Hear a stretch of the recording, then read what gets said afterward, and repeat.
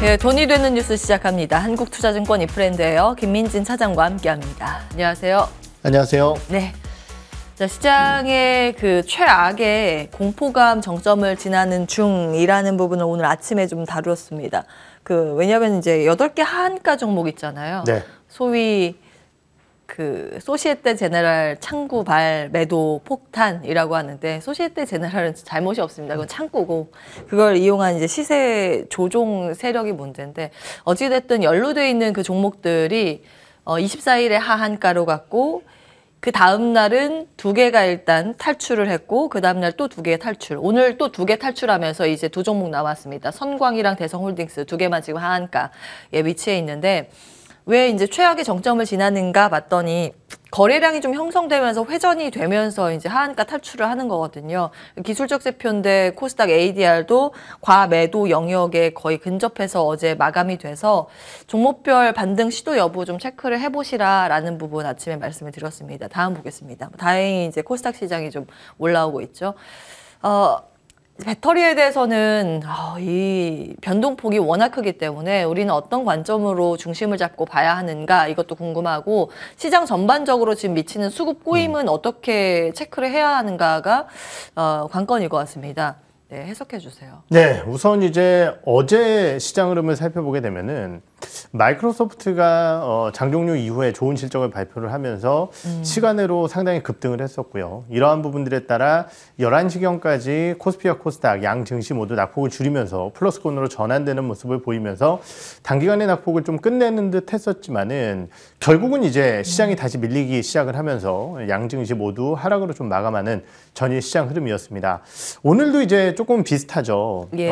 메타가 시간으로 지금 급등세를 보이고 있고, 맞아요. 그러다 보니까 미국 같은 경우는 빅테크 업종군들의 실적에 대한 우려감이 좀 완화되면서 이러한 부분들에 대한 기대감이 반영이 되고 있는 상황이고, 이러한 부분들에 따라 우리나라 같은 경우도 어제와 마찬가지로 장 초반 이후에 오히려 낙폭을 줄여나가고 있는 상황입니다. 이런 말씀을 좀 많이 시장에서 드렸었던 것 같은데요. 미국 시장과 우리나라 시장의 상승은 동일했지만은 그 상승의 동력은 달랐어요. 미국은 빅테크를 위시한 종목군들의 상승세였고, 우리나라 같은 경우는 2차 전지를 필두로 한 성장 테마주들의 강세였습니다. 예. 그렇다라고 한다면은 결국은 미국의 나스닥이 어떤 흐름을 보이던 우리나라 같은 경우는 이 성장 테마주 쪽에 투자 심리를 회복시킬 수 있는 움직임들이 가장 중요하다고 말씀을 드렸었던 것 같고요. 예. 그 투자 심리 회복은 결국은 말을 어렵게 했지만은 주가의 반등입니다. 그렇죠. 그래서 이러한 부분들이 나타나 줘야지 결국은 시장의 어느 정도의 저점 확인이라든지 매수에 대한 확신을 좀 가져갈 수 있다라고 말씀을 드렸었던 것 같아요.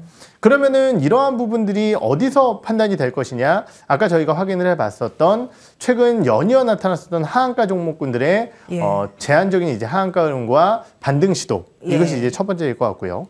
두 번째는 결국은 2차 전지를 필두로 한 성장 테마의 반등세입니다. 그런데 이제 어제 같은 경우는 장 초반 배터리 관련주들이 반등 시도를 하다가 밀렸었다라고 한다면은 오늘 같은 경우는 그래도 에코프로 그룹주를 위시한 주요 2차 전지 관련주들이 모두 다 플러스권의 흐름을 보여주고 있다라는 측면에서 어제보다는 조금 더 확률이 높다라고 말씀을 드릴 수 있겠고요. 다만 이제 시장의 흐름을 말씀을 드릴 때 제가 강세장일 때는 아침에 약세를 보이다가 오히려 장 중반 이후에 밀어올리는 힘이 나타난다, 이런 말씀을 드렸었던 것 같고요.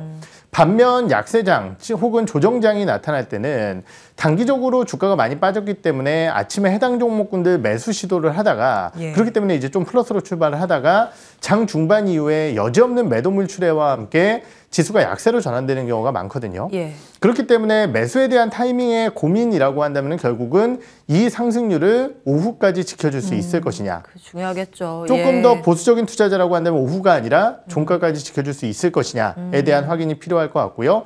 아까도 말씀드렸지만 11시경에 어제 증시가 밀렸었기 때문에 오늘 같은 경우도 이 시점부터의 배터리 관련주들에 대한 포인트를 굉장히 중요하게 잡아보시면서 배터리 관련주들이 밀리지 않는다라고 한다면은 단기적으로 워낙 코스닥 지수 많이 빠졌기 때문에 조금은 기술적 반등 시도를 더 할 수 있지 않을까, 이렇게 판단을 해볼 수 있을 것 같습니다. 이 시간 지켜주는 게 중요하군요. 그렇죠. 어제 이 시간에 처음 시작할 때 지수가 플러스였는데 이 코너 끝나니까 마이너스로 바뀌었더라고요. 그러니까 지금 한 10분 이 정도 시간 동안 상승세가 좀 지켜지는지 여부가 중요하다고 보셨습니다. 지켜주면은 조금 더 반등 네. 가능성 열어두자고 말씀을 주셨는데 네. 그 오후장에 대응할 때 그러면은 배터리 볼까요? 아, 참 어려운 부분인데요. 예. 저는 뭐 길게 가져가기에는 분명히 불안 요소는 있다고 생각을 해요. 왜냐하면 이제 다음 주 또 우리나라 월요일, 금요일 휴일이고 거기에 더해서 또 이제 중요한 FOMC라는 산을 앞두고 있는 상황이기 때문에 예. 사실은 변동성을 싫어하시는 투자자라고 한다면은 조금 더 투자의 시점을 뒤로 이어내도 상관은 없을 거라고 생각을 합니다. 예.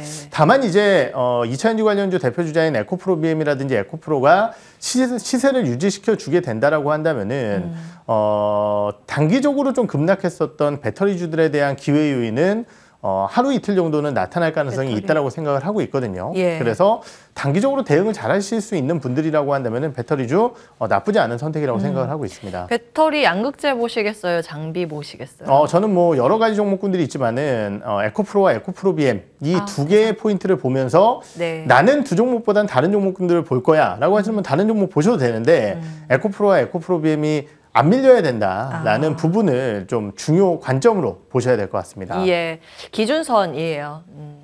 네, 에코프로와 에코프로 BM이 사실은 좀 아이러니하게도 잘 버텨줘야 네. 시장 지수가 크게 눌리지 않기 때문에 다른 종목의 투매가 어느 정도는 좀 잠잠해질 것으로 보이는 상황입니다. 그래서 이 배터리주가 잘 버텨주는지 여부가 시장 전체에 미치는 영향력과 함께 보셔야 되겠고요. 여기 마지막 줄 한번 볼게요. 5월 증시 올해도 세린메이 현실화되는지 주목을 하자. 세린메이가 그 5월에 팔고 떠나라인데 네.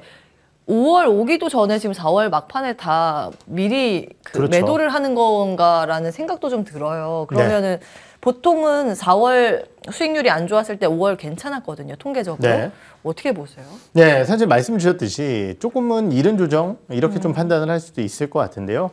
하지만 그렇게 보기에는 또 워낙 국내 증시 특히 예. 코스닥을 필두로 한 지수의 상승률이 워낙 좋았었기 때문에 예. 이 정도의 조정은 언제든지 나올 가능성은 배제할 수 없었다라고 저는 판단을 하고 있습니다. 그렇군요. 다만 이제 시장의 초점이 어디에 맞춰지는가가 굉장히 중요할 것 같은데요.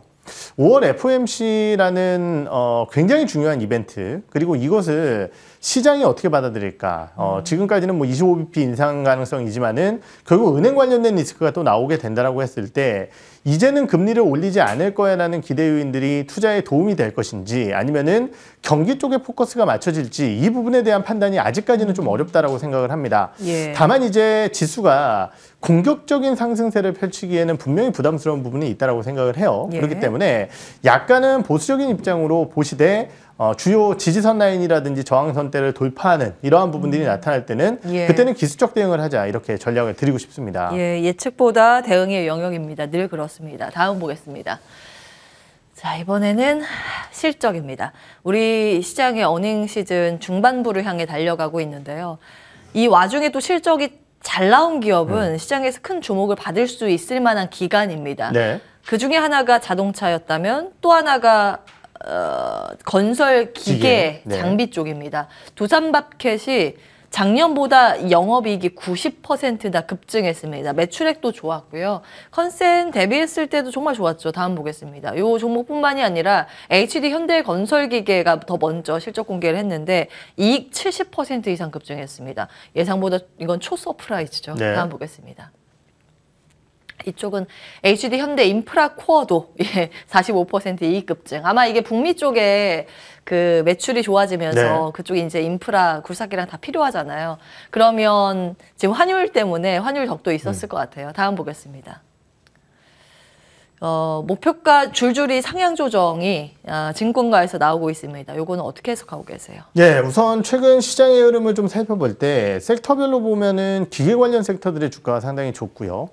기계와 관련된 인프라와 관련된 섹터라고 할 수 있는 산업재 관련된 그러니까 이제 전력기기라든지 유틸 이런 쪽들도 예. 상당히 좋은 모습을 보여주고 있습니다. 그러다 보니까 결국은 이제 이러한 인프라 투자의 기대 요인들 이러한 부분들이 주요 기업들의 실적으로 반영이 되고 있다라고 볼 수 있을 것 같고요. 이러한 인프라 투자 관련된 종목군들의 또 공통적인 특징이라고 한다면은 수년간 어려웠었다라는 공통적인 특징을 가지고 있어요. 그렇기 때문에 이렇게 좋은 흐름을 보이면서 주가가 좀 올라서고 있고 관련 섹터에 대해서는 우려감은 분명히 있었습니다. 뭐 대표적으로 이제 두산밥켓의 예를 들어보게 된다라고 하면은 결국 이제 두산밥켓 같은 경우는 여러 가지 건설기계를 하지만은 소형 건설기계 같은 경우는 미국의 주택 경기와 맞물려 있는 상황이고 우리가 이제 이 기존 수주 잔량이라고 하죠. 예. 이 물량 자체가 아무래도 이제 물류 차질 이슈가 해소가 되면서 1분기에 좀 줄어들 것이다라고 생각을 했었고 그런 모습들이 나타나면 주가가 이렇게 세지 못했을 거라고 생각을 하는데 오히려 물량이 늘어났어요. 그 얘기인즉슨 미국 내에서의 인프라 투자에 대한 수요가 상당히 강력하다라고 볼 수 있을 것 같습니다. 맞아요. 그래서 이러한 부분들을 종합적으로 고민을 해봤을 때 오늘 신한금융투자, 신한증권에서는 이런 얘기를 했어요. 우리가 50년 만에 나오고 있는 미국의 인프라 투자를 예. 너무 작게 과소- 보고 있는 거 아니냐, 과소평가하고 그랬구나. 있는 거 아니냐 예, 이런 내용의 리포트를 소개하기까지 했었거든요. 그렇기 때문에 우리가 분명히 저점 대비해서는 건설기 관련주들이 많이 올라왔고 예. 그리고 과거의 경험칙상으로 봤을 때 건설기계 관련 업종군들이 가진 계절성이라든지 아니면은 실적의 연속성의 제한 이러한 부분들을 생각하면서 불안에 떨 수 있지만은 예. 업황은 예상보다는 더 좋다. 이렇게 좀 판단을 해봐야 될 것 같습니다. 잠깐만요. 50년 만에 오는 인프라 투자 사이클이요? 그 노후화된 그 인프라 그렇죠. 그것 때문에 그런가요? 네. 그럼 굉장히 오랜만에 오는 건데 또 시장은 이런 거 좋아하잖아요. 예. 이 업종의 대세 상승도 가능하다고 보세요? 사실은 불안 요소는 어디든지 있다고 생각을 합니다. 여기서 얘기하는 불안 요소는 건설기계가 자체적으로 가진 불안 요소는 뭐 저는 크지는 않다고 생각을 해요. 예. 다만 이제 우리가 항상 투자자들의 마음속에 있는 피크아웃이라는 우려 이러한 부분들은 항상 마음속에 넣어둬야 될 것 같고요. 예. 다만 이제 그러한 우려감이 있음에도 불구하고 지난번에 제가 HD 현대 인프라코어를 말씀을 드리면서 결국은 이제 기대 요인이 있다.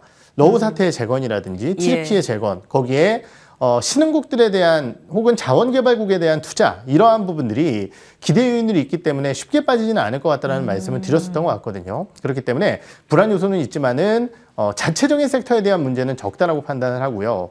그러면은 나머지 불안 요소는 뭐냐? 예. 다른 섹터가 더 잘 나가면은 이쪽이 수급이 제한될 수도 있거든요. 그래서 그렇군요. 지금 이제 산업재, 소재 이런 쪽들이 세게 올라가는 이유 중에 하나는 저는 시장의 주도주가 상실됐기 때문이라고 판단을 할 수 있을 것 같고요. 그런 논리도 있을 수 있겠군요. 그렇죠. 예. 만약에 하반기에 대표적인 뭐 반도체라든지 예를 들어서 이런 예. 섹터들이 올라가게 된다라고 한다면은 그러한 부분들도 하나의 수급적인 불안감으로 작용할 수가 있습니다. 다 같이 좀 좋은데. 그렇죠. 예. 그렇기 때문에 아예 문제가 없다라기보다는 지금의 이 호조를 즐기고 2분기까지의 실적 상승도 기다리고 거기에 더해서 중국에서 나올 인프라 투자라든지 아니면 아까 말씀드렸던 전쟁 재건 요소 이러한 여러 가지 뉴스 모멘텀을 즐기되 불안 요소를 항상 체크를 하면서 투자를 하자 이렇게 좀 말씀을 드리고 싶어요.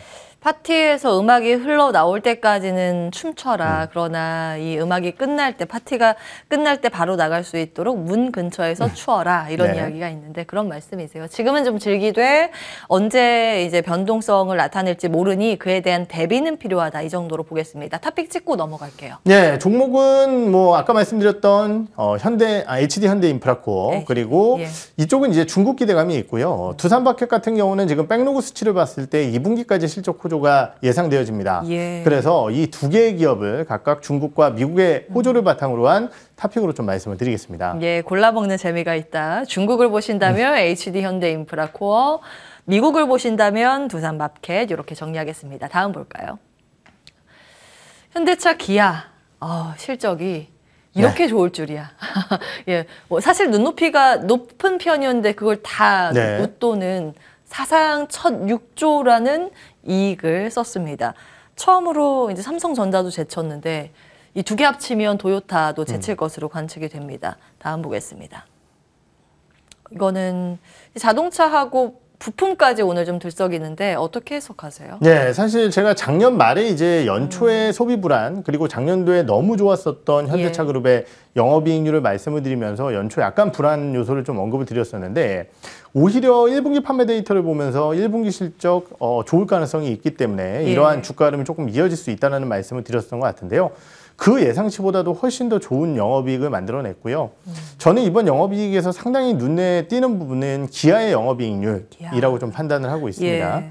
기아의 영업이익률이 12%가 넘게 나왔는데요. 맞아요. 이 수치는 사실은 테슬라의 를 영업이익률을 제친 엄청난 영업이익률이 나왔고요. 지금 테슬라가 몇 %죠? 11.4%인가 나온 걸로 제가 기억을 하는데요. 그것도 사실 좀 놀라운 수치잖아요. 그렇죠. 근데 이제 이 부분은 원래 테슬라가 만들어내고 있던 10% 후반대의 영업이익률 지난분기 예. 대비해서 그 부분 대비해서는 차값의 인하가 워낙 많았었기 때문에 계속 이어지지는 않을 가능성이 높다라고 판단을 하고 있습니다. 예. 하지만은 결국은 이제 연간 기준 실적으로 봤을 때도 작년도 말 연초 분위기만 하더라도 작년도에 현대기아의 일회성적인 이익을 제거한 사업적인 영업이익 대비해서 올해 영업이익이 조금 감익으로 아마 예상이 됐었거든요. 예. 하지만은 이렇게 발표되는 실적 그리고 2분기까지의 실적 호조 기대감을 바탕으로 연간 실적 추정치가 모두 높아지고 있고 그러다 보니까 작년 대비해서 훨씬 더 좋은 실적을 예상을 하고 있다는 거죠. 예. 그런데 주가는 바닥에선 많이 올라왔다고 판단을 하지만은 사실은 그렇게 많이 올라온 게 아니거든요. 밸류에이션 기준으로 봤을 때 기아 같은 경우는 증권사들의 예측하는 올해 EPS 대비해서는 4배가 안 되는 증권사도 있습니다. 그렇기 때문에 밸류 매력도까지 좀 고려해 본다라고 한다면은 자동차주들의 기대감은 유효하지 않을까 이렇게 좀 판단을 해봐야 될 것 같습니다. 자, 여기서 이제 고민입니다. 자동차를 볼까? 부품을 볼까입니다. 사실 과거의 그 주가 추이를 복기해 보면 네. 자동차 실적 좋으면요 주가는 부품이 더 뛰었습니다. 그렇죠. 근데 요즘에는 부품보다 자동차 완성차 봐야 된다는 레포트도 꽤 많이 늘고 있어서 네. 고민이 되는데 어디에 한 표를 던지시겠어요? 사실 제가 약간 좀 아쉬운 부분이 예. 수요일날 이제 아침에 제가 여기 나와서 부품사들 역시 이제 뭐 관심을 가져야 된다. 그리고 이제 부품사들 실적이 후발주자로서 좋아졌기 때문에 기대감이 좀 있다라고 말씀을 드렸는데 현대위아하고 모비스 실적이 박살이 나면서 예. 결국은 이거 완성차의 실적에 집중이 되는 거 아니냐 그러니까요. 이런 판단이 좀 들었고요. 거기에 더해서 이번 LG에너지솔루션 실적 발표하면서 예. 2분기 이후에 배터리 가격 하락하겠지만은 이익률 떨어지지 않을 거다 이런 얘기를 했거든요. 예. 이 얘기는 반대로 얘기하면은 배터리 관련 전기차들도 사실은 배터리 쪽 단가의 인하가 아니라 부품 쪽에 대한 인하 가능성도 배제할 수 없다는 판단이 들어요. 아, 그렇겠군요. 예. 예. 그래서 이제 모멘텀적인 측면으로 봤을 때 주가의 탄력도로 봤을 때 완성차가 워낙 좋은 상황이기 때문에 부품주들 당연히 배제할 수 없다고 생각을 합니다. 저는 아직까지. 예. 하지만은 안정적인 투자를 위해서라고 한다면은 완성차 업체도 뭐 당연히 주가의 부담이 현 시점에서는 주가의 부담을 크게 느낄 만한 필요는 없지 않을까 이렇게 좀 예. 판단을 하고 있어요. 아, 그렇군요. 지금 가격 인하 경쟁 테슬라를 필두로 해서 지금 나오고 있는데 차값을 깎으면 어디서 깎아야 되나? 그렇죠. 배터리라고 생각했는데 배터리가 아닐 가능성이 있다. 그럼 네. 다른데 부품에서 깎을 가능성.